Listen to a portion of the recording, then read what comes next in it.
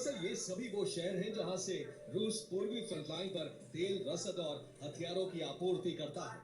इसी आपूर्ति रूट को बाधित करने के लिए यूक्रेन हमले कर रहा है।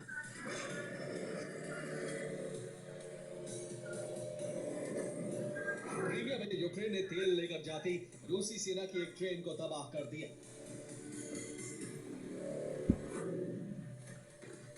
रोस्टोव पर भी यूक्रेन ने हमला किया।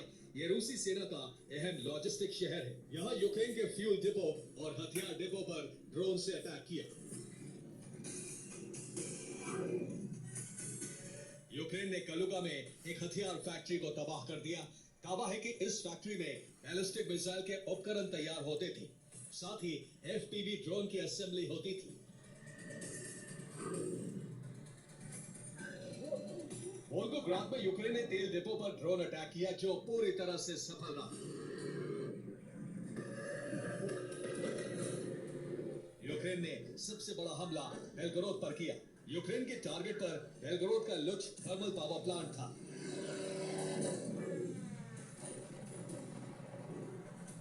लुच पावर प्लांट में आग लगने से शहर के बड़े हिस्से में ब्लैकआउट हो गया। साथ ही गैस की सप्लाई भी ठप है, जिससे शहर के करीब 20,000 लोग प्रभावित हैं।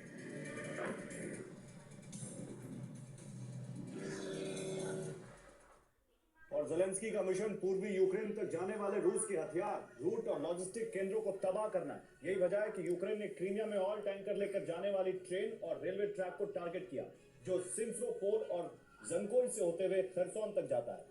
यूक्रेन ने रोस्टोव ऑन डॉन को भी टारगेट किया। ये शहर रूसी सेना के लिए बेहद अहम है। यहाँ कई फ्यूल और हथियार डिपो मौजूद है। इस शहर से E58 हाईवे और रेल ट्रैक के जरिए मारियोपोल में मौजूद रूसी सेना को सप्लाई होती है। इसके अलावा कलुगा पर भी यूक्रेन ने हमला किया। यहाँ एक हथियार फैक्ट्री को निशाना बनाया गया। इस फैक्ट्री में बने हथियार E101 हाईवे के जरिए ब्रयांस्क से होते हुए सुमी फ्रंटलाइन तक पहुंचाए जाते हैं। वोल्गोग्राद भी यूक्रेन का अहम टारगेट है। यहाँ एक ऑयल डिपो को ध्वस्त कर दिया गया। इस ऑयल डिपो का तेल E40 हाईवे के जरिए डोनेट्स्क तक पहुंचाया जाता है। खार्किव से सटे बेलगोरोद को भी यूक्रेन ने निशाना बनाया। यहाँ थर्मल पावर प्लांट को तबाह कर दिया गया। शहर में ब्लैकआउट और गैस की सप्लाई ठप होने से अव्यवस्था फैल गई, जिससे खार्किव में रूसी सेना को होने वाली सप्लाई पर भी असर पड़ सकता है।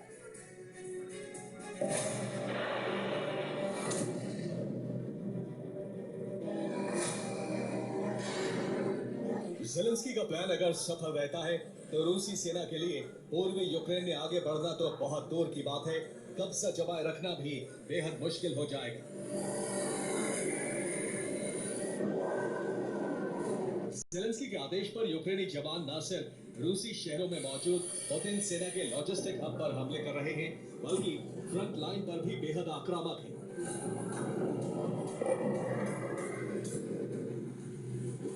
यूक्रेन ने रूसी कब्जे वाले डोनेट्स्क पर अटैक किया है।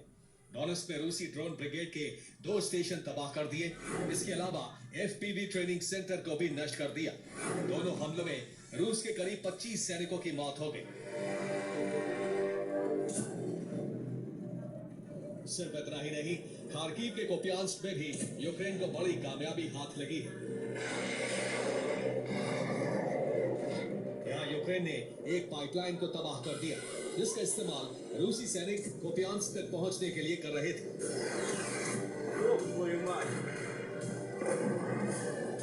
ये उसी पाइपलाइन का वीडियो है। पाइपलाइन में रूसी सैनिक नजर आ रहे हैं। सैनिकों को कुपियांस्क के पास निकलते देखा जा सकता है। यूक्रेन ने आसमान से बम गिराकर पाइपलाइन को कई जगह से उड़ा दिया, जिसकी वजह से रूस का ये मिशन फेल हो गया है।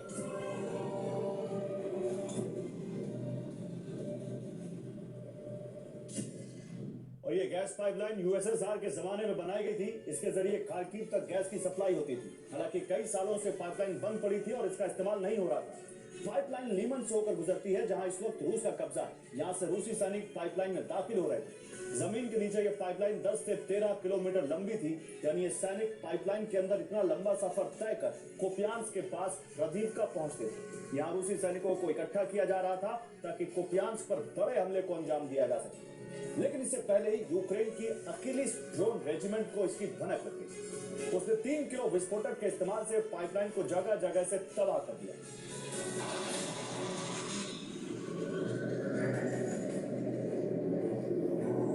सिर्फ जमीन ही नहीं बल्कि आसमान में भी रूस को बड़ी चोट पहुंची है।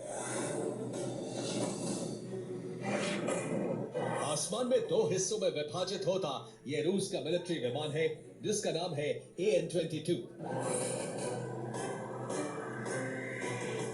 दावा है कि यह विमान तकनीकी खराबी के कारण आसमान में ही दो हिस्सों में टूट गया और सीधा एक बांध में जा गिरा।